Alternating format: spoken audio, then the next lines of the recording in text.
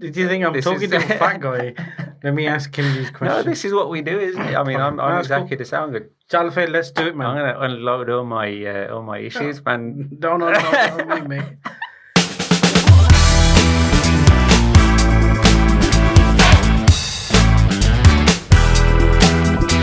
Welcome to the Mindful Mixtape with your host, Dr. Ranj Sagoo and Jati Cheed. Welcome to the Mindful Mixtape Podcast with myself, Dr. Ranj Sagoo. And we're still thinking about it, and Jati Cheed. Okay, how you doing? You're right? Yeah, not too bad. Too bad. A bit about ourselves. You want to do your introduction? Yeah, cool. Yeah, I'm Dr. Ranj. I'm a GP and a transformational wellbeing coach. Yourself, Jat? I'm Jati Cheed. I'm a Punjabi singer, and I have a 9 to 5, and I'm here as a seeker to seek some information from you and get some free coaching so I don't have to pay you, to be honest. That's all right. Seeking from me? I was looking around there when you said you were seeking. I was like, it's you, mate, unfortunately. Oh, gosh. Okay. That's a bit of responsibility there on my shoulders. Yeah, and I think if we can just quickly establish straight away, we are recording this one. It's with a video, sorry. Yeah. It is a test, so it may come out, may not, depends on how well it comes out. Absolutely. But we're also in the studio. Yes. We have moved from my kitchen to my living room, and now we're in a proper studio. There you go. All thanks to Dips Bamra. So we're recording in the Hyperlab. We just want to say that because now that we've credited him, he won't charge us for the recording. Yeah. So, well, we hope you won't charge us for it. We'll say his name a few more times. We'll say afterwards. Yeah, something like that. And it's nice to. I'm more familiar here, so yes, we're in your territory. And this is, to be honest, this is the closest we've ever sat with each other. I know, and it seems. It feels good.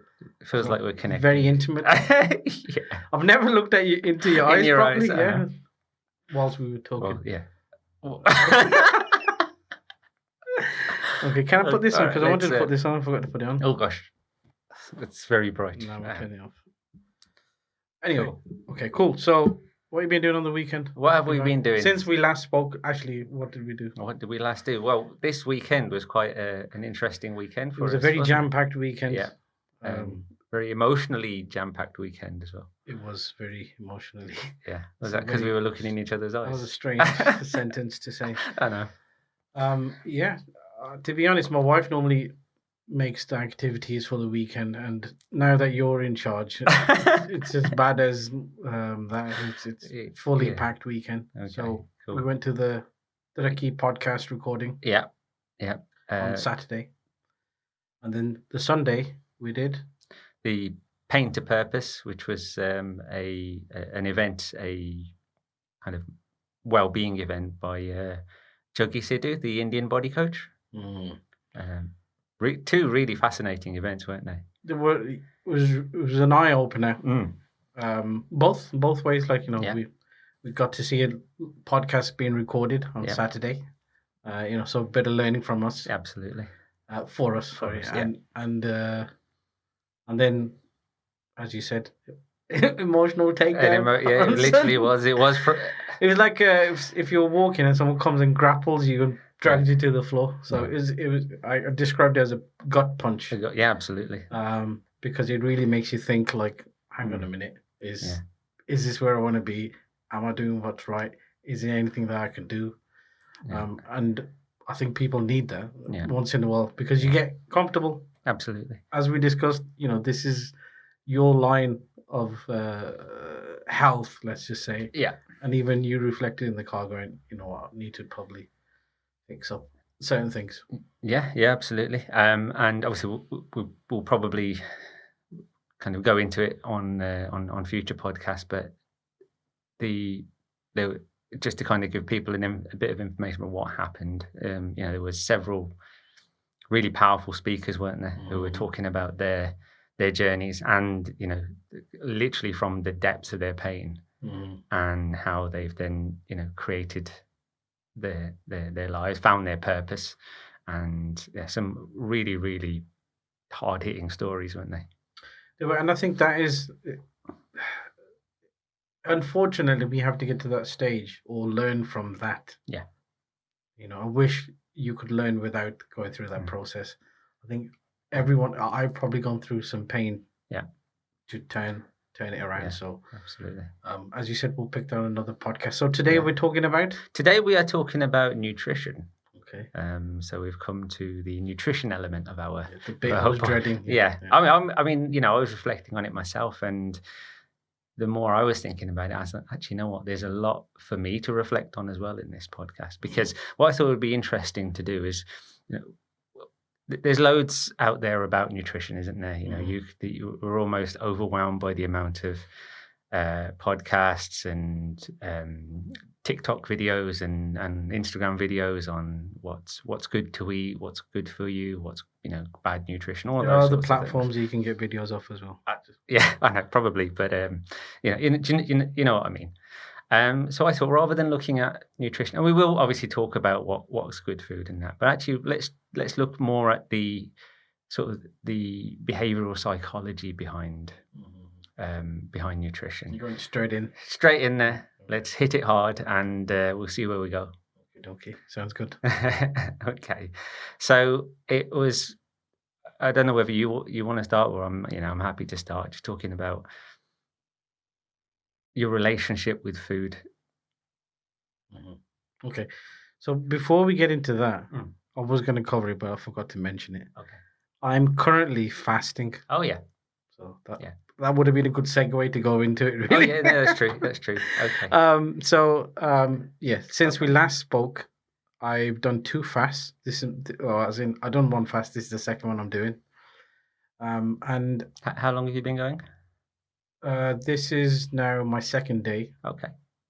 Previously, I've done it for 2.5 days. Cool. Let's talk about that. Tell me about how you're feeling. At the moment, I'm probably slightly less energy. Like I feel a bit slower, but I'm not like I'm not lazy. I don't feel lazy or like lethargic in that sense. Just a bit slower, I would say. But mentally, I feel fine. Okay. And stomach, like cravings or anything like that, food-wise, I've kind of understood I'm not going to eat. So it's really easy to, I want to say really easy. It's easier to kind of just say, this is my commitment. I'm not going to eat. Like we just spoke before. Yeah. I said, if you feel like I'm going to try to eat well, there's an element of I can still eat what I want. And then that's very easily to go and eat any old rubbish or crave something in particular. Now you could like eat healthy all day and one chocolate bar throw you off. I don't know, will it? That's an interesting question, and I've had a lot of people ask that kind of question. And actually, it's really interesting because I was having that conversation with a patient I was coaching the other day, and he said exactly the same thing. He goes, so from our first meeting with this gentleman, his action was to cut out the evening snack that he used to have. So him and his wife used to sit at the end of the day and have like a sweet treat. A well-deserved sweet treat. Okay. And he said, okay, I'm going to stop this. This is my action. Okay. Because we always talk about making small steps, and that was his plan of action. And I said, okay, that's fine. So he came back 2 weeks later and I said, so how have you done? And he said, I did really well. I was, for the last 2 weeks, hadn't had anything until last night. And I gave in and I had this sweet treat. And it's all to do with the language you use. So he was kind of penalizing himself for it. He said, I felt really bad. I felt really guilty for doing it. I'd done so well, and then I kind of ruined it all. But I've kind of drawn the line now. I'm gonna stop. From now on, I'm not gonna do it. So I said, okay, let's hold on a second. I was like, let's just look at the big picture. For 2 weeks, you've done well. You did really well. Yeah. We're not focusing on the positive enough. You did 13 days without having a sweet treat. That was really good. But yet we're really quick to penalize ourselves for that one. I don't want to call it a mistake, but that one kind of perceived slip up, if you like. Yeah. And that's, if we focus too much on that, then you will end up just being negative, and then you start going, then you'll end up in a kind of a negative cycle, won't you? Of, oh, well, if I couldn't do it now, then what's the point? Just give up and go back doing your. Or I've had 2 biscuits, now I might as well finish the pack. Exactly. Okay, so Yeah. It is easy to give into that kind of negativity. Yeah. It's you gotta have compassion. I think we spoke about that before. Yeah. You know, we were talking in the car before. Like, if something happened to you, to your friend, and he kind of owned up to you and said, "I did this for this many days, and by the way, on the last day I did this." How would you talk to your mate about it? You'd say, "Don't worry, man. Like, it's all right. Yeah, you did well. One slip up, get back on the horse." Yeah. And we forget to talk to ourselves about that. Like, absolutely. It's very like everything's gone out the window. Yeah. And like we were saying as well, it's, you know, we're so quick to, you know, to talk to each other's, or to talk to anybody else with that compassion and kindness, and say, look, you know, focus on the positives. So we're really, you know, we're really happy to do that, but we don't give ourselves that same kindness. Okay, so technically, does that chocolate mess you up for the day? Does it mess you up for the day? I forgot the scenario. Let's just say I've fasted all day and I'm going to forget this. I'm going to eat a chocolate now. Bang. Okay. I'm guessing sugar spikes and things like that. It's not good. Well, that's it. So there's always two sides to it.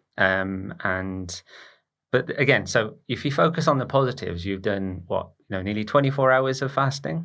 So yes, that's good. That is good for you if you're doing, a fast.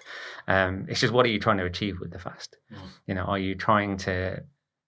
Is it the point that you're trying to, improve your insulin sensitivity? You're trying to push your body into ketosis, so you're burning fat. So those are all the good elements. So if you've done 24 hours of that, then that's brilliant.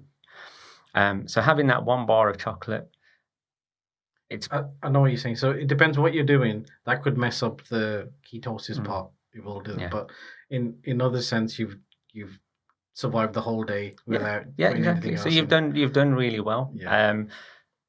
Yes, your choice of treat could be better, but it's but that's the point of, don't be too hard. Even if you did give yourself that 1 chocolate bar, like we said, it's not the best snack to have. Yes, it's going to cause a sugar spike, but then I always say, step back and let's look at it in the long term. If you're doing fasts and every other time you then kind of break your fast with a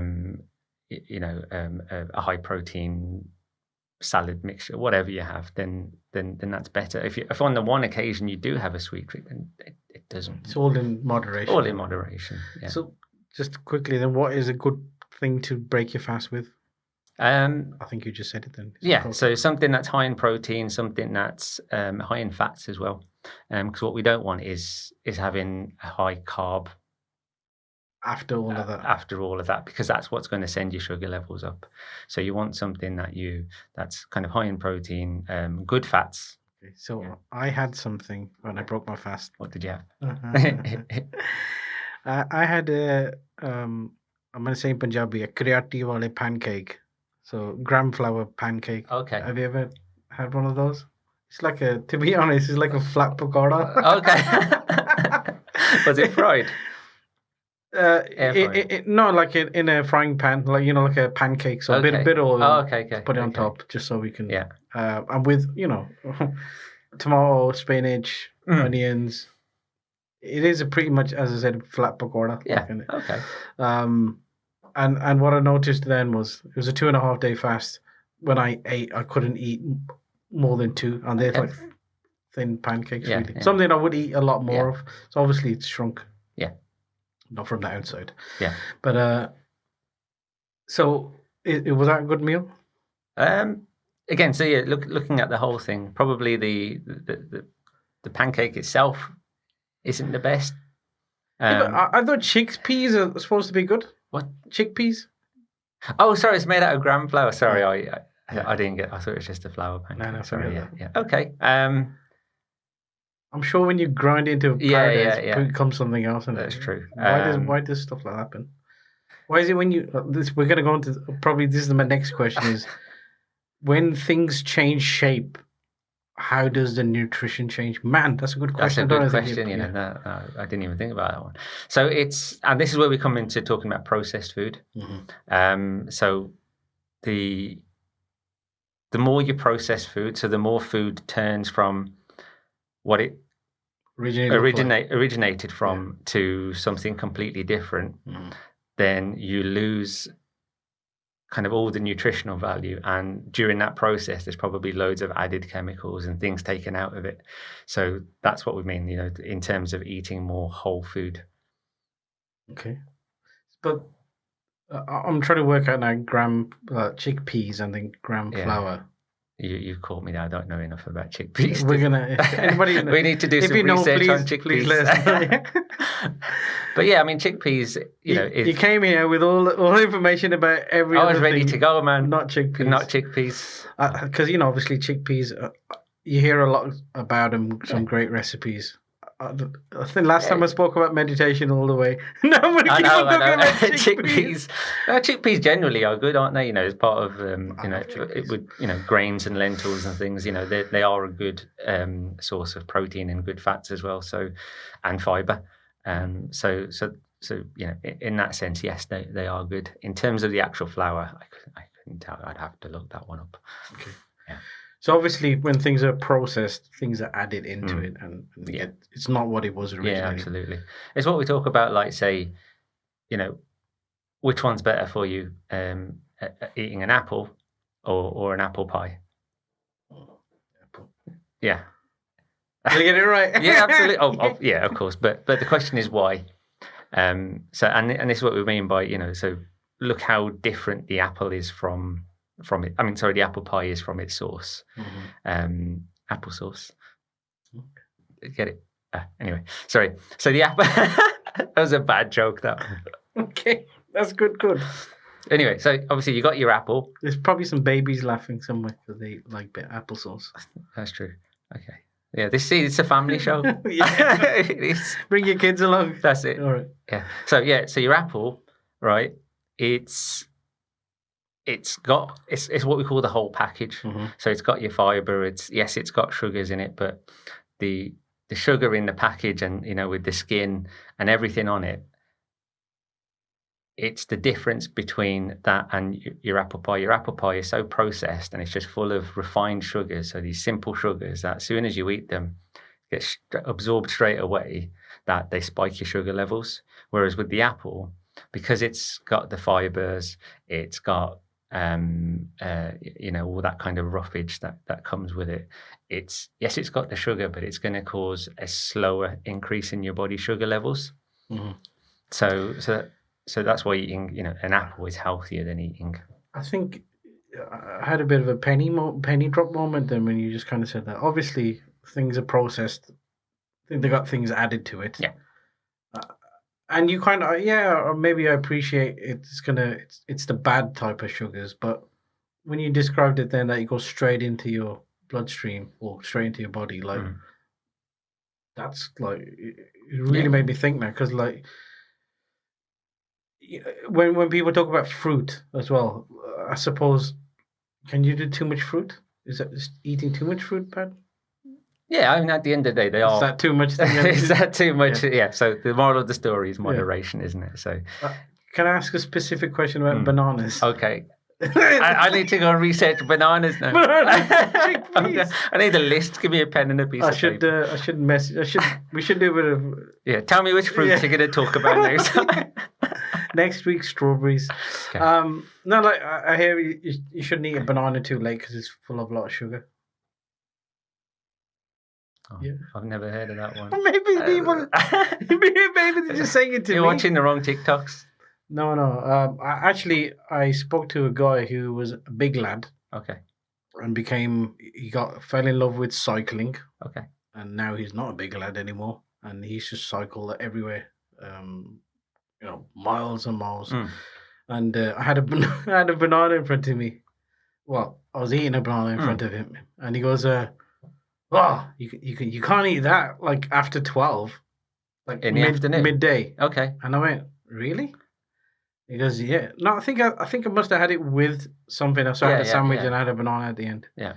And he goes, "Oh, like, first of all, I wouldn't eat it with other food. Sure. And then there's so much sugar in it, like I wouldn't eat it before 12, like after 12. Okay. Maybe it's just...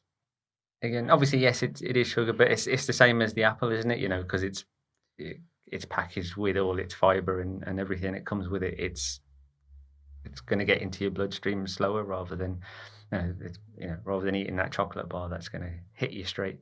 And so don't feel guilty about eating some nice, juicy, sweet fruits in moderation. Yeah, of course. As opposed to snacking on a biscuit or because I did feel like I like grapes. Yeah. Should we talk about the things I like? Yes, fine. I mean, I like grapes, nice and sweet. Yeah. Easy snack to have. And then I probably kind of went, there's a lot of sugar in there, so I'll eat something. And then you probably don't eat that and then forget that you should be eating something good and go and eat a crisp packet or something. And then it doesn't really register that I probably had more or even the same calories, but they're the wrong calories. Yeah, that's a good point, actually. That's a really nice point to come on to. It's looking, again, it's talking about the overall package. And when you look at, let's take a chocolate bar. I think you got a Snickers bar, and then you have... You do know I've been fasting for 2 days. Don't talk Sorry, too man. much. All right, let's talk about a bowl of salad. Yeah, okay. Right. Let's just say they're both 200 calories. Yeah. So you got your little Snickers bar, 200 calories, and you got this nice big bowl of salad. I'm trying to sell you this bowl of salad. Yes. So it's a nice bowl of mixed salad with dressing on it. With chickpeas. With chickpea. All right, let's put some chickpeas in there. And let's say that's 200 calories as well. What? Let me turn it on you. What difference do you think both of these will make? You know, if you have the chocolate bar or you have the salad, what kind of physiologically inside you is it going to cause? Okay, so obviously, I'm quite excited about this answer. Really. So yes, your salad's going to have more roughage or loads of nutrition, fiber, all the lovely things that you need in your body. Whereas your chocolate is not going to have none of that. It's going to have sugar, carb. That's it, really. A fat, maybe. So obviously, when you eat the salad and you eat the nice things with it, it's going to stay in your body longer. It's going to take longer to digest. You're not nodding as much as... Oh, sorry. Yes. Yeah. No, I should be. Yeah. And then it's a more whole food, obviously. Yes, you're probably getting the same amount of energy, but the energy will be slowly dissipated in the salad, fast in the bar, and yes. So I'm gonna go with the salad. Absolutely. And I think it's also like a shock to your system with flavors as well. I think if you definitely haven't, like now, the next thing I eat is going to be after a few days. If I go for a chocolate bar, it's going to be like bang, blown to my senses. It's going to be too sweet. It's gonna probably I'm not going to enjoy it. I still eat it because I've opened it now. It's in my mouth. Like you're not going to go halfway through. Maybe I should. But it's a waste of. It's an anticlimax to it as well. So with that, at least I'll eat it, enjoy it, walk away going, I've done something good. Okay, sure. No, that's a really good point. Again, I think we should. There's a really good point on food addiction there when you talk about chocolate bars and things. So that's something that maybe we'll come back to later. Just kind of picking back up on the, which one's better for you in terms of the chocolate bar and the salad. You're absolutely right. So everything that you said there is really good. What also happens is how it affects, your body in terms of things like, obviously the salad, like you quite rightly said there, sort of the slower release of energy, but just looking at the quantity as well, that salad you're gonna have a huge portion of salad versus this tiny little chocolate bar. Yeah, it's the same amount of calories, but because of the size of that salad, it's going to keep you fuller for longer. It's got so much more kind of mass to it. It's got, all that fiber. It's going to keep you fuller for longer. So it's going to stop you having kind of hunger cravings. And also because of that steady release of energy. What's happening when you're eating a chocolate bar? You eat this tiny little chocolate bar. massive increase in your sugar levels, right? But because it's a refined sugar, it goes straight into your system. It's going to get used up straight away. The insulin's going to go up. It's going to, get stored in your muscles and whatever. And then suddenly, within an hour or two, you're going to have a crash. Have you ever felt that crash? I don't know. Maybe it's one of the things that you just have up and down, and you just think I'm a bit tired now, and it never really registers. I think definitely since my last fast, I can tell food reacts a bit different to me now. Like I know when I've eaten something and got some energy, or I don't know if I've really like had a bad chocolate or something. Okay. I remember I had some cake. Yeah. I did. It was a birthday. Sure. But it's maybe one of the things you got to be a bit more mindful about how you feel afterwards, because you could just blame things around you all the time. I had a long day, but before you finished your day, you had something on the way home, and then you kind of give into that. Okay. Well, I mean, I don't know whether if I describe it, you might recognize it. So I've had that when you have had a chocolate bar or something. Don't tell me. Oh no, I won't tell you what. No, I was gonna say don't tell me, because I'll probably have been crashing all over the place. Go on, to tell me. You start to feel. Sometimes you almost start to get. You feel it's almost like a nervous sensation where you get like a bit anxious feeling, and you're a bit on edge, feeling a bit sort of clammy and sweaty, and you get this kind of hunger pain, kind of deep in your in kind of the middle of your chest. Have you ever felt that? And then you need something to satisfy it. That's bloody every day. Am I crashing every day? But okay, tell me, what happens then when you have that sensation? What do you do? Probably go and pick something to eat. Exactly. Yeah. So that was my point. So that's what's happening. So your sugar level suddenly rises, it comes down quickly, and then you have to satisfy that need again. Can I? So you're constantly snacking then. Yes. I came across a podcast, and they're talking about why you get bread in a restaurant. Okay. So it's a theory, I suppose. It's probably not their actual intent. It could be. So you get bread at the start of a meal. What does bread do? Spikes your sugar. Yes. Then you start eating your meal. Then you have that crash. And then it's time for dessert. Okay. Then you go and buy a dessert. Okay. That's interesting. Do you think there's any science behind that? I mean, probably. Does it work? Possibly. Is it part of the chickpea? Yeah, I know. No comment. I've added it to the list. But I think it's interesting because it probably does work like that. So obviously the guy I was listening to, he said I'll stop eating bread, eat it with my meal. Yeah. Something like that. Yeah. No, that's a good theory, and yes, obviously, it depending on what bread they give you. If they give you kind of whole grain bread, then it's got more fiber in it, so it doesn't quite fit But if it's kind of white, I don't think you get whole grain breads in a restaurant. They give you different types, don't they? They give you just pick the nice ones out. Yeah. But the white one is. I know it tastes good, doesn't it? But, okay. Sorry. We're going into So where were we? So we were talking about kind of food choices, weren't we? Why one thing is better for you than the other, and it leads to that in terms of your behavior. Then what that does in terms of your behavior. So if you're having this chocolate bar that's tiny, it's not filling you up, So and it's causing these sugar spikes. No, I don't know why you're smiling. I'm smiling because I remember when you were a kid and you were eating like chocolates or crisps, and your mum would say, "Stop eating that, you're gonna spoil your dinner." But you're not gonna, because you're not gonna get full. That's true. Okay, don't take that away, kids. Don't listen to that, kids. But where was I going with this now? I don't know, chocolates and So in terms of behavior, and it kind of then dictates your behavior, then, doesn't it? If you're constantly having these sugar spikes and you're constantly then causing cravings, then you're going to keep snacking because you need to satisfy that hunger. Whereas having the healthier snacks, having kind of these foods that kind of are better for you, these whole foods where you're going to get these sustained energy releases, you can then have,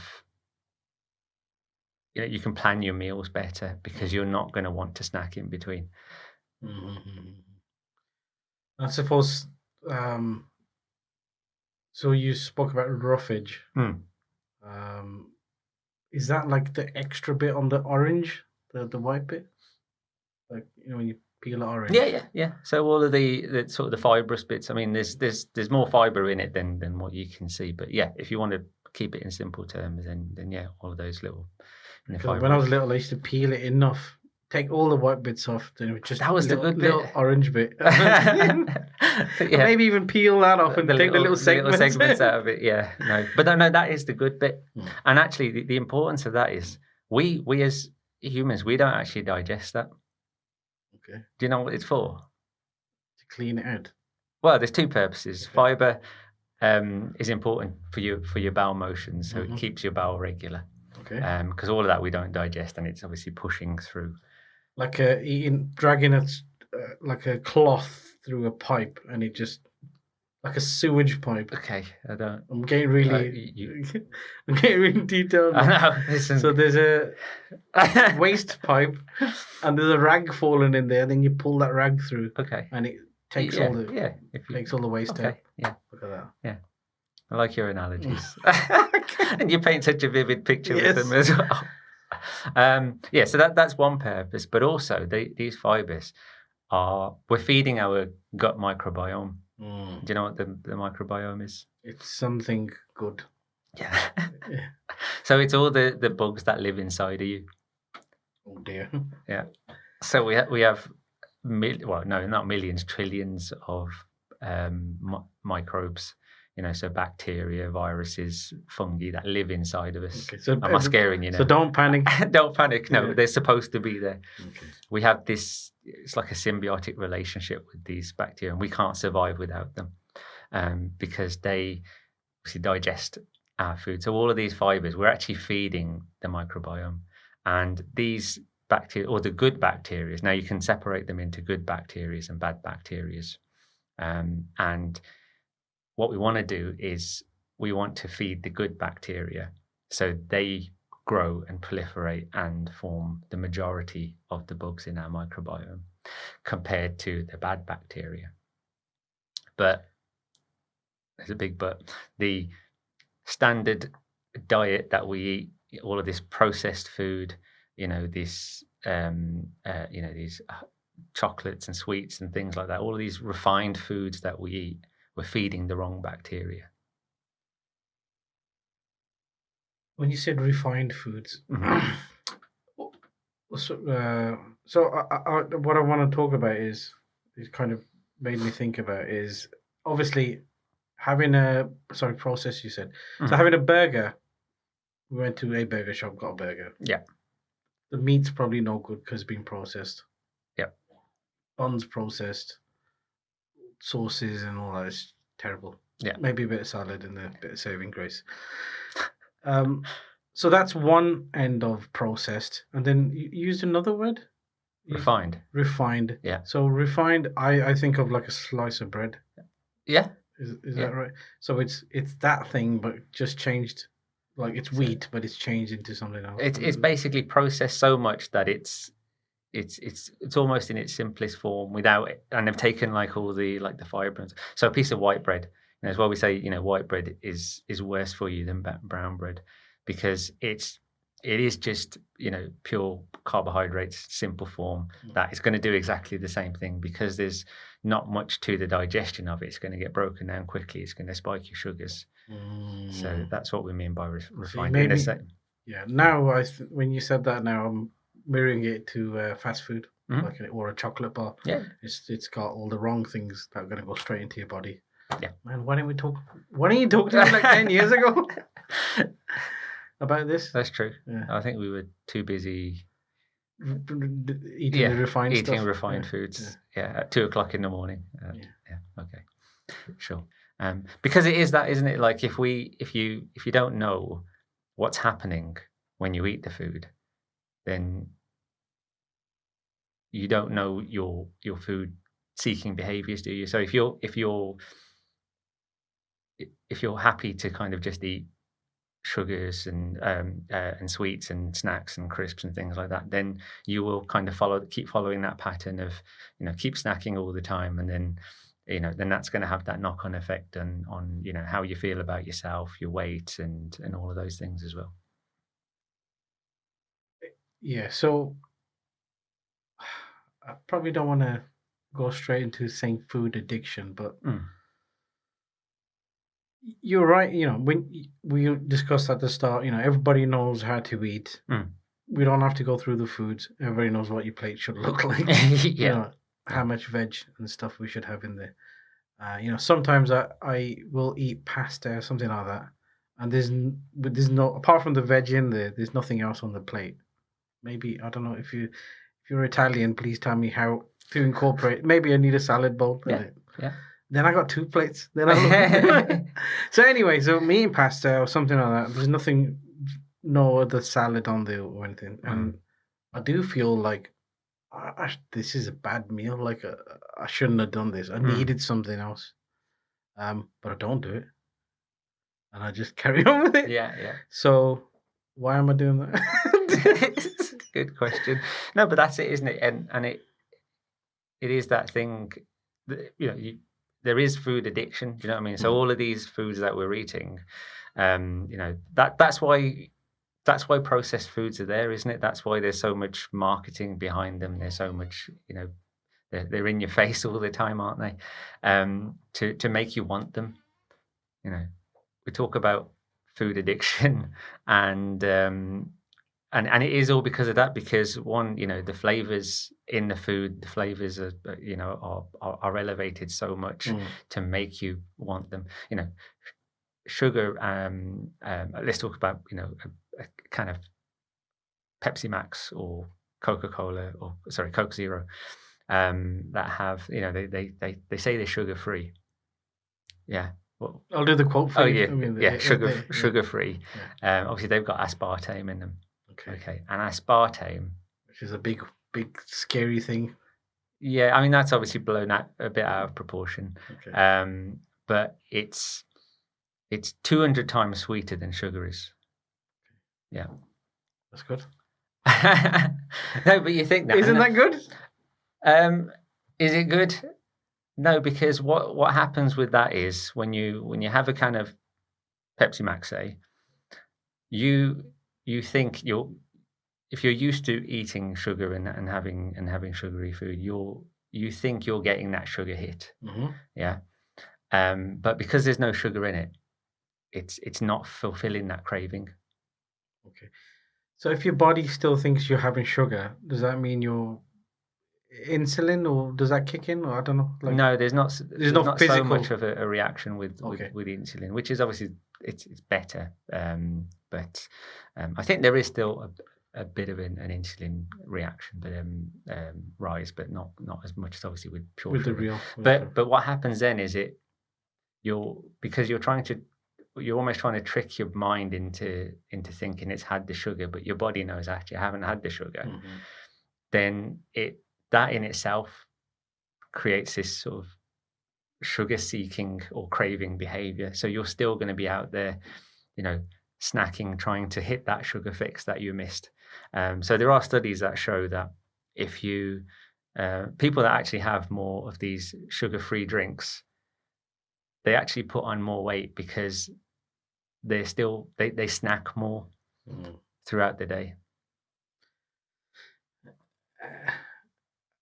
I think it's that long-term diet that you want, or healthy eating that you want in it. Yeah. And again, having it once in a while. Yeah, there's no reason. Okay. Yeah, I mean, but if that becomes your lifestyle, if you think, I'm gonna not have sugary things, I'm gonna have Pepsi Max. We keep on saying Pepsi Max. There's other drinks out there. Yeah. Then your lifestyle changes into that, which means yes, you're gonna start taking less sugar, more aspartame, and then end up snacking, eating more. Yeah. That's like when we were talking about sleep. Did we talk about? Have we done sleep? I feel like we talk about loads of things. No, I don't think we've done sleep yet. We may have spoken about it. Yeah, so just so I don't say one random word in the middle. If you don't sleep well, the next day you're tired, which means you comfort eat or you eat to keep your energy up. Okay, so that's no, that's a really good point actually. This just reminded me of a story again. I was having this discussion with a patient that I was coaching recently as well, and we were talking about the same thing about sleep. And I just asked him to notice what happens when he has a bad night's sleep compared to when he has a good night's sleep. And he came to this realization: well, when I have a bad night's sleep, I wake up feeling tired, pretty much exhausted, don't really do much in the day, kind of just sit around. And then kind of when it comes to food choices, he goes, actually, I am making bad food choices because I don't feel I've got the energy to go and make something. So I'm just grabbing, crisps, easy foods to eat. So he goes, but then, when I do have a good night's sleep and I feel like I've got lots of energy, I will be in the kitchen making, breakfast and salads and things like that. I'll be preparing the dinner. So he noticed actually there was a huge difference. So, and he noticed that difference, how sleep will have that knock-on effect on your appetite and your food-seeking behaviors. That's a good line, food-seeking. That's it. Makes me like a Terminator. Okay.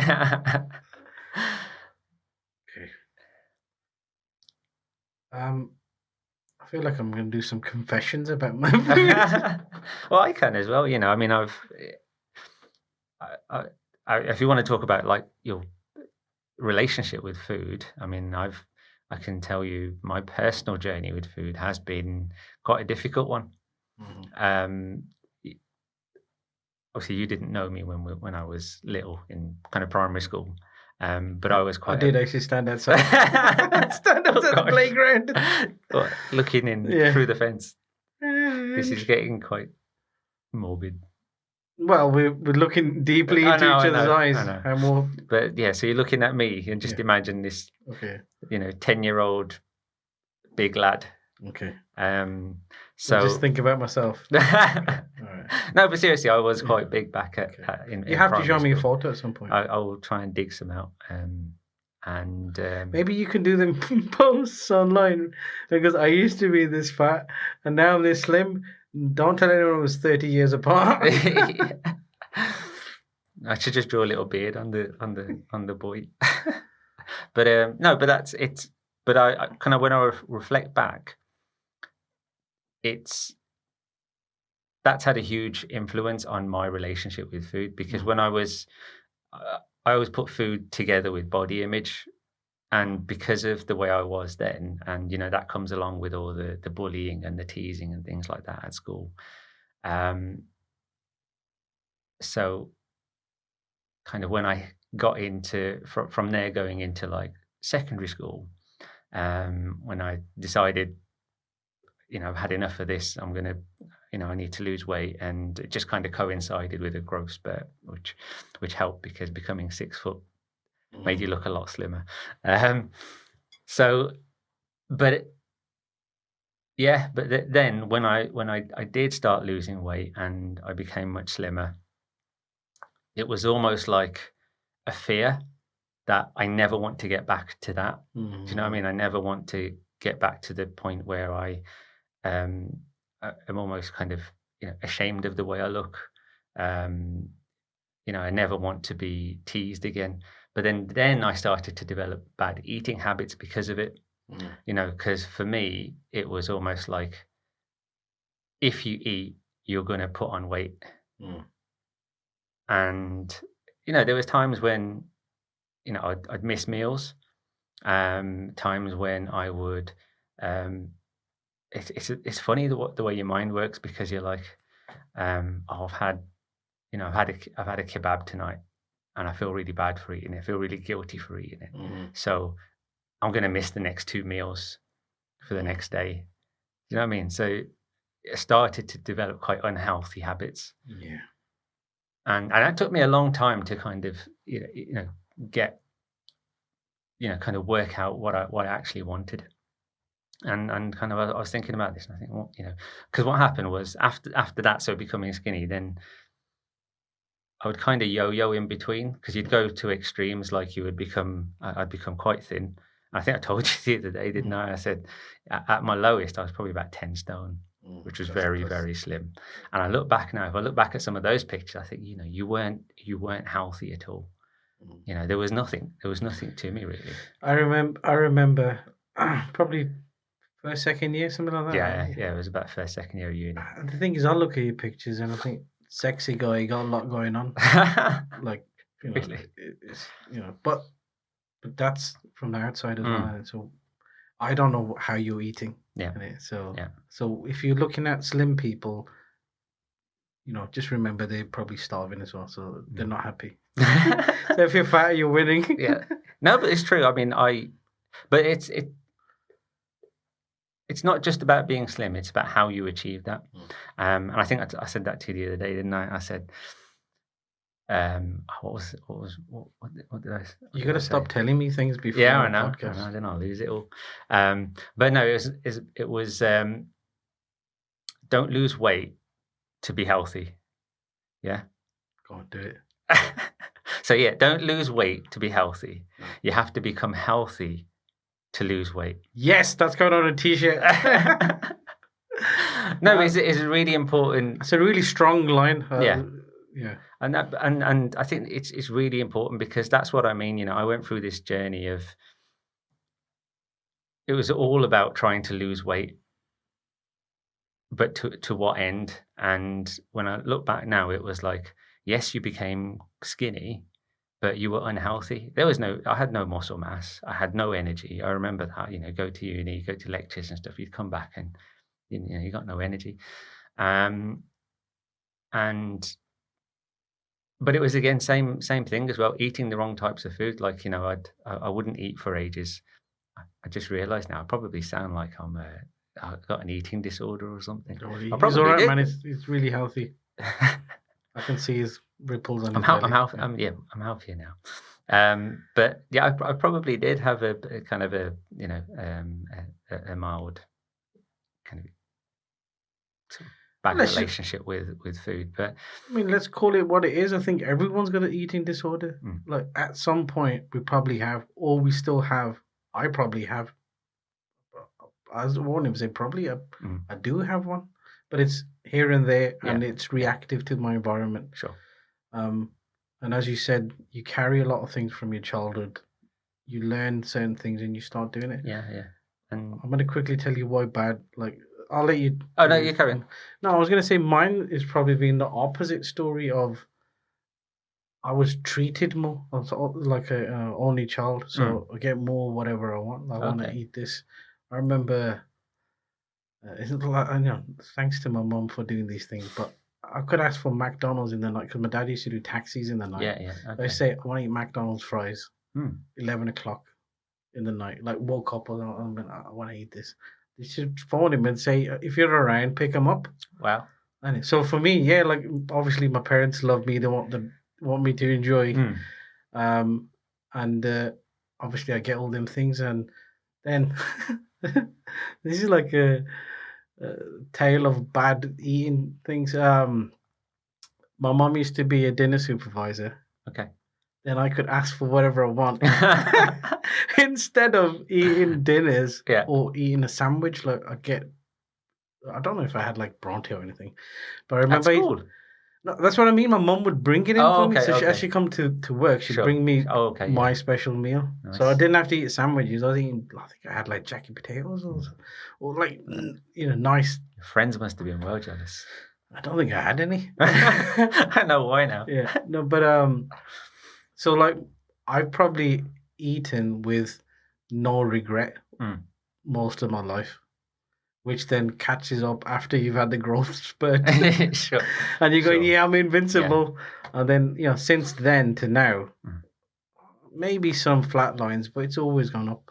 Okay. So let's sort that out. Yeah. No, it's really interesting, because it's all.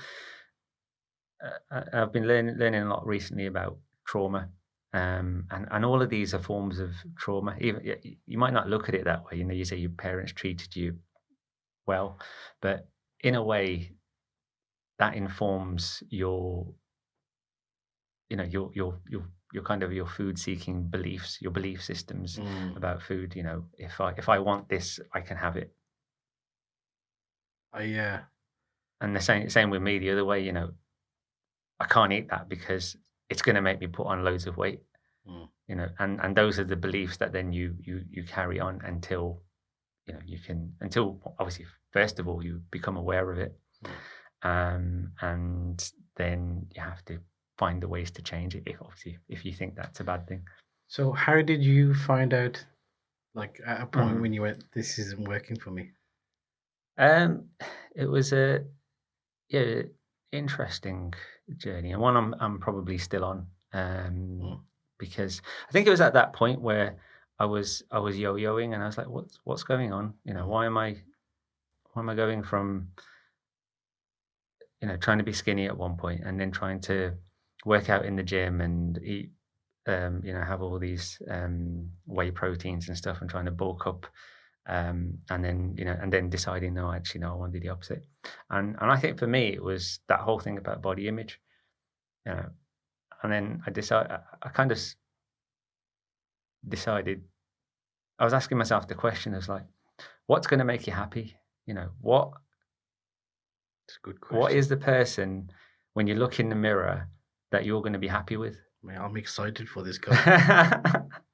and I think that was a big turning point, because I was like, and then I realized, actually, no, I don't want to be, massively built. I don't want to be super skinny. I want to be somewhere in the middle. And I think from there, naturally, it was, but then, that's made me think about, when I was really skinny, that I wasn't healthy, that, I didn't have energy, I didn't have strength, and even things like playing football, and that was difficult.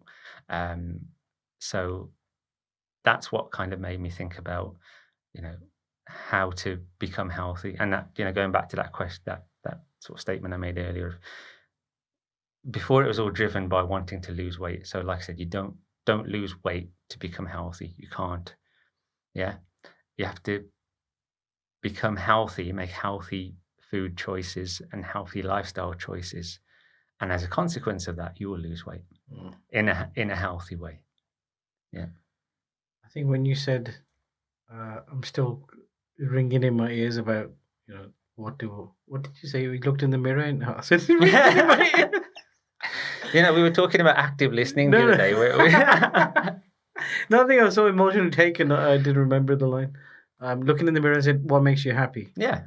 What version of me? Yeah. Do I see in the mirror that's going to make me happy? And I think that's a quite powerful epiphany. Okay. Yeah. Because at that point you don't really think about what you want. You think what I should do, like I should do this, or I need to look like this, or they want me to. Exactly.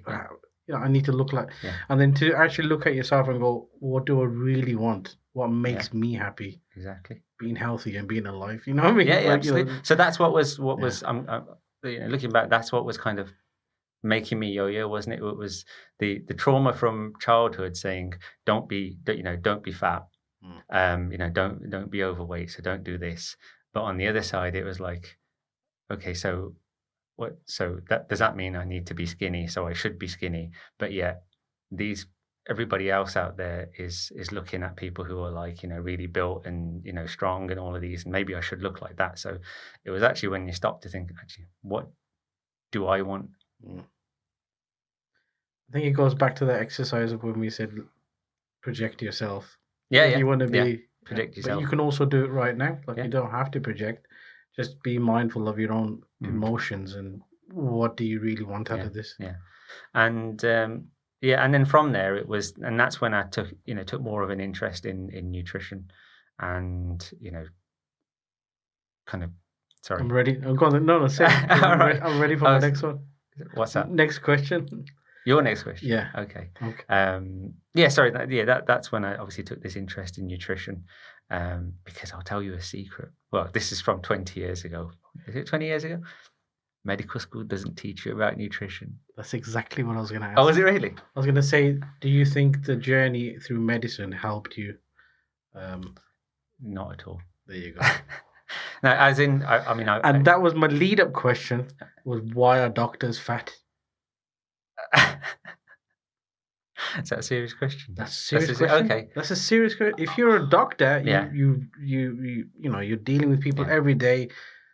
Why are you in a bad position? Like, why are you overweight? It's okay. No, it's a good analogy, because you would think, people who are at the forefront of health should be leading a healthy lifestyle. Yes. But that's what I mean. So it's a good analogy, because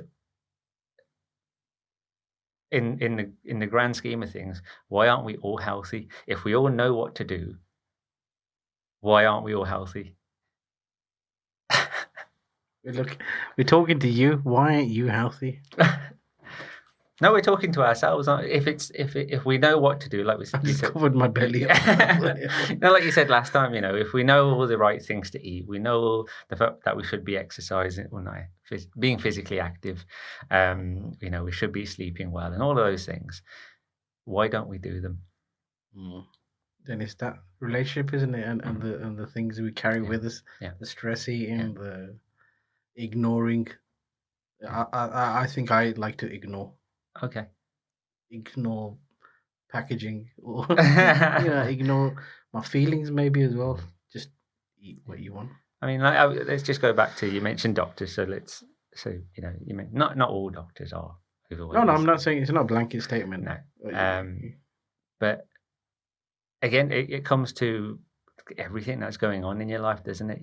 The doctor is sitting in front of you who's overweight, who's telling you that you should be eating healthy. You don't know kind of what's going on in their life. They've probably had a very stressful day. I'm sticking up for doctors here. Okay.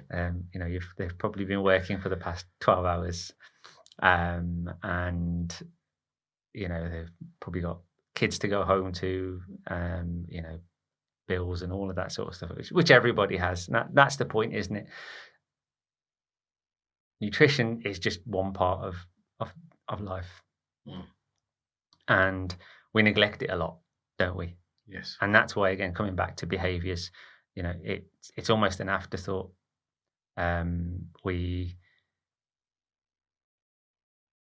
We'll reach for the easy thing. Even like, a great example is, coming back to doctors is, I'll eat my lunch at my desk when I can fit it in the middle of the day. Between your clinics, between your admin and your home visits and all of that, you just literally, whilst you're filing blood reports and things like that, you'll have your lunch. So it's an afterthought. You don't even realize you're doing it. So you're not eating mindfully either. You're not actually taking that time to tell yourself and kind of be mindful that you're eating, that you've actually eaten something. Because sometimes you can eat, you've had your lunch, and then you carry on, and then a little while later you're feeling a bit peckish because you're like, did I actually eat?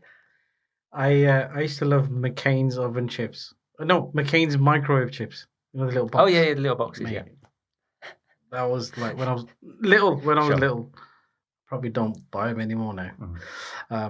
I tell a lie, we do probably, but they're not for me. Sure. Anyway, so I used to love McCain's microwave chips, and I remember I was probably under 10. I don't know how old I was, and The World's Strongest Man was on, so it must have been around Christmas time. And I was watching World's Strongest Man, proper into it, eating them like my mom bought, especially like you're watching it, or you can have some chips. Yeah. Eating my most favorite thing, and when the box finished, I looked down and I started crying. I go, who ate my chips? Sure. I said, where did they go? Yeah. Mom obviously went, you had it and I was so engrossed in the TV. There you go, not mindfully eating. Yeah, absolutely. And then you know the end.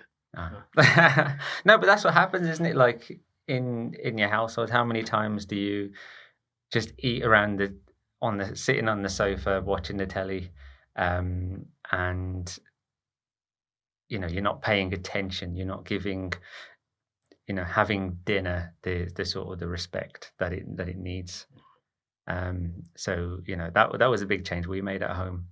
So we actually make sure we sit around the dinner table. Maybe occasionally on a Friday night, if we're doing a movie night, we might sit. Balance. Yeah, exactly. It's balance. But the majority of the times it's sitting at the dinner table, and it's that thing about being social as well, isn't it? So it gives you that chance to engage around the dinner table, talk about your day, connect with each other again after a long day. Everyone's done their own thing. Kids have been at school, wife's been at work, you've been at work. You're coming together. We've prepared this meal together. Kids have got the table ready. You know what I mean? So dinner becomes a thing. You know what I mean?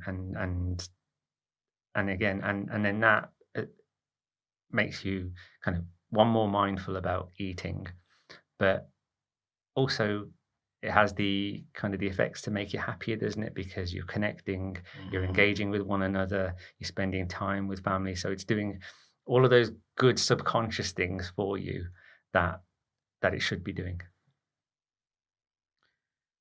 And I also heard like using more than one sense to eat as well. So as you said, when you're eating together, we eat Indian food. So using your hands more, smelling it in the kitchen, like when it's getting cooked.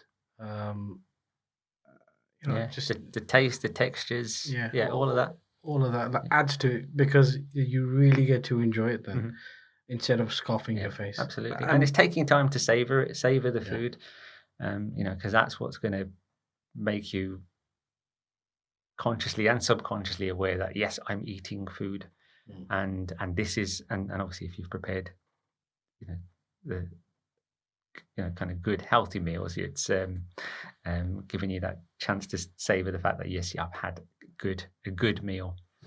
When you said prepared food, like if I ever cook, I'm proper defensive of you better eat it all. You're like, no, you can't not like this. You know how long it took me to cook it. So okay, sure. All right, let's obviously we've been on a bit of a journey about kind of food seeking behaviors and in your relationship with food, and this kind of whole thing about why don't we eat healthy? How do people out there who are listening, how do they start becoming more mindful about eating? How can they start altering their their food seeking behaviors and their relationship with food? So with any change, I think you need to know you need to make a change. But if you don't know and you don't recognize that I need to change what I eat, then nothing's gonna matter. Like I could tell you eat this every day, say so what? I'm happy you doing what I'm doing. Yeah. So normally, unfortunately, it's a health risk or a some sort of something happens to you. You think you wake up, like we heard on the weekend, hijab story. Yeah. Like to end up somewhere in a hospital, then think I need to change my life. It's an unfortunate way, but at least then you've got a rebirth. Got that time now. You can start making some changes. So really, if you feel like I'm maybe on the border, why not do a food diary? Okay, that's not a bad idea. Actually, at the end of the week, have a look at what you've been eating. Then you can make your own judgment. I'm happy with eating 5 packs of crisp or whatever lunch is. Yeah. And that's it. It's going to be your own change. So if you're happy doing all of that, then go for it. Eat kebabs every day. Yeah, I think you're right. I mean, it does come from being aware that I need to make a change. And like I said, for me, it was that realization of who do I want to be? What do I want to see when I look in the mirror? And then that kind of drove my my interest in nutrition. And it comes back to like we've always said, it has to align with your values, doesn't it? And that's where I found the connection for me. So that's an important thing to do. But like coming back to what we said at the beginning as well, in terms of if you are making changes or trying to make changes, is be kind to yourself. Be compassionate with yourself, because making change is hard. We all know that making change is hard. It's the first thing that I say to clients or patients when I'm coaching them. It's not like a fad diet, a crash diet that we're going to do. We're making small changes, and it's only when you make small kind of incremental changes that you can then sustain them long term. Some people, when they first come, they're like, I'm going to do this, and I'm like, just bring it back. Let's make one small change to begin with. Like the gentleman I mentioned at the beginning, he wanted to stop, all those kind of evening sweet treats, and then he came back, and then he almost kind of vilified himself for just having that one. So it's making realistic changes, and secondly, being a bit more compassionate with yourself. And I don't know if we discussed it. It's like having a great day and a good day. Plan them in. So my great day is I'm not having any sugar. A good day is I have 1 cup of tea with sugar. Build in the risk. That's a very good way of looking at it. Because then you're more compassionate with, all right, it was a good day. Tomorrow I'll have a great day. Absolutely. And step back and look at it. So if you're having, in a week, if you're having 5 good days and 5 great days and 2 good days, that's amazing. And a crap day. Let's put a bad day in there as well. But if it's constantly bad, then it's time to and it's that self-reflection, isn't it? It's being able to look, take that step back and look and say, how am I getting on? And it's checking in with yourself, being honest, with being yourself. accountable to yourself. That's always that's the thing. Like everybody could say everything to you, even your partner, someone who's with you most of the day, could say that. Colleagues at work, all it takes is going out for lunch. Nobody's there. Do what you want. I remember when I passed my driving test. That's when I kind of went, I could go anywhere and eat whatever I want. Sure. You kind of like eyes light up. I don't think I really did much of that, but it's just that kind of avenue. Like no one's going to be around now. I can go eat whatever I want. And again, that's that thing at uni, that freedom of choice. You almost got too much freedom, because before, when you're at home, then you're going to have set meals, your rotis on the table, and then when you've got all this freedom now of choice, I can have a takeaway every day. It becomes kind of hard. Difficult to rein yourself in. But again, that's it. Again, it's having that. Being able to kind of step back from that and see, if that's what you want to do, step back and say, no, I need to be able to plan the days when I have a takeaway, and obviously being more mindful. Brilliant, excellent. Are we going to end the show there? I think it's a nice natural end. Yeah. Okay. So, what did we learn? Everyone has a relationship with food. I feel like I'm in a test now. Everybody has a relationship with food. Some are unhealthy, some are healthy. It's up to us to now reflect and kind of decide what our relationship is. It can be attached to our past, so our history dictates our future. So sometimes we may have had some sort of trauma, be it big T or little T. I've heard of that. Oh yeah. So it could be something like that, and it may not, as you said, you may not think, like now I'm thinking about my childhood. Yeah, it was going to some bad habits. No one did it on purpose, but it's just how you grow up then. Absolutely, yeah. So, I would say go and self-reflect. Yeah. No, that's where it starts, is it's reflection, isn't it? Looking back, looking at your behaviours, and then, deciding whether on reflection these are good behaviours or bad behaviours. And obviously and then, and obviously deciding what's important for you going forwards. I think your question of am I happy If you ask yourself that, am I happy with my food relationship? Sounds like a weird question. Just ask yourself that. You know yourself. You'll either go, you know what, I am but this, or I'm not straight away, or yes, I am. And then from that question is your next step, or what are you going to do about it? Absolutely. Yeah. No, that's a really good point.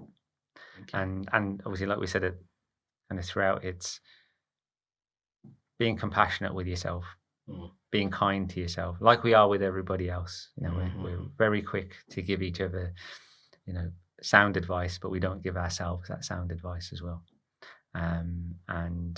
It's if you're making these changes, trying to be healthy, it's a journey, because it's for most of us, it's very different from our normal eating habits. And in order to make those changes, you have to do it slowly. We have to make small changes that become part of our norm. We have to normalize them and it takes time. And then, once you've done that, then you can then take, then go a little bit further and a little bit further. And be kind to yourself. If there are little slip ups, it's not the end of the world. We're allowed to have slip ups. But as long as you can step back, look at the bigger picture and see, actually, overall, I've done really well. It's like say celebrate the successes. Yeah, absolutely. Yeah. Celebrate the successes. It's all. And when people say I've got a cheat meal, why don't you have a treat meal? Yeah, 6 days I've done really well. I'm going to treat myself. Absolutely. Now. Yeah, it's all. It comes down to the psychology of language that we use. If you treat it as a cheat meal, you're almost kind of, it's got that kind of shame connotation to it, hasn't it? You're almost feel guilty for doing it, and then that takes you down kind of a very negative path, where you can actually be a positive thing. I've done really well, and I can have this because it fits in with my plan. Sounds good. I'm gonna have a nice meal now. I think it's a bit late now. No, on Saturday after my fast. Oh, right, okay. Yeah. So you're doing a 72-hour fast, was it? It's going to be slightly over 72. Oh, well, that's amazing. Oh, well, not yet. Let me get to the end and I'll tell you how. It's brilliant. You're doing really well. And so going back to quickly, nowhere near the end, but as we discussed my growing up with food and having whatever I want and whenever I want. To do this is a big achievement. Amazing. For me. To kind of say, I'm not going to have it. Yeah. I'm going to resist. And you switch your brain, that part off, like that desire part. I switch it. I know it's there and I probably could eat whenever I could eat now. But I don't want to eat now. No, it's brilliant. Come to terms it's actually really good. It'll be good to kind of, once you've done it, come back and reflect on it and see what your relationship with food is now, whether it's changed. I don't think it's a big relationship. But this is the small step, let's get this into the norm. Brilliant. Well, thank you very much, Ranj, today. Thank you, Jati. It's been a really enjoyable journey, I would say. We've explored quite a lot today with food and relationship. And it's a kind of it's something we do every day. We eat every day. So it's something we can very easily not be mindful of. Yeah. Absolutely. And I think it's been nice to share, because it can be one of those, again, silly for thinking it, but it can still be a taboo subject. Shameful of it. Yeah, absolutely. And it's, people don't want to be overweight. People don't want to be underweight. Nobody wants to do this. So there's a lot behind it. So if you say to somebody, mate, you look like you put on some weight, I think that's a good thing. Yeah, look at it. It isn't. So be compassionate to each other. Look at it. Yeah, absolutely. That's especially really me. No, thank you. Thank you for sharing me. Thank you. No, thank you as well. It's been really good. So for the listeners out there, if you have any questions that you want us to discuss about nutrition on future episodes, then please send us a message. We love to know what people really would like to know, and I will I'll take that list and I'll present it to you. Yeah, absolutely. What are we going to talk about next time, Finn? Next time, are we talking about sleep? Yeah, we'll do sleep. Yeah. So I'm going to go home and practice sleeping. And I'm not sure if the timing will align, but if you have any questions about sleep, drop us a line. Absolutely. To be honest, I think it's going to be the same day. So as soon as you hear it, put a question in. Get on there straight away. But yeah, we'll talk about sleep next time. So if you've got any questions or, just want to send us a message or whatever, we're on Instagram at the Dr. Mindful Mixtape .podcast. Email is themindfulmixtape@gmail.com. Yep. And get on one of them and you'll find the rest of them. Yeah, absolutely. We should be on YouTube very, very soon. Yes, hopefully with this recording. So, and again, a big thank you to Dips for letting us use his studio. Look at him. I know. And being a kind of unofficial mentor producer. And producer, yeah. The thing is, if we give a producer credit, then he's going to want to get paid, and so that's true. Can't do that. But and again, this has been part of our growth journey. From, like I said, starting in my kitchen, and now we're in the luxurious next time red studio. Public toilets. We'll could be. There's ups and downs, so it can only go down from here. And the thing is, as we talk, it's always ready for a podcast, I think. It's true. Brilliant. Okay. Thank you very much. Yeah. Why did we mess it up at the end? No, you do your ending. Brilliant. All right. Thank you, everybody. We'll see you next time. Goodbye.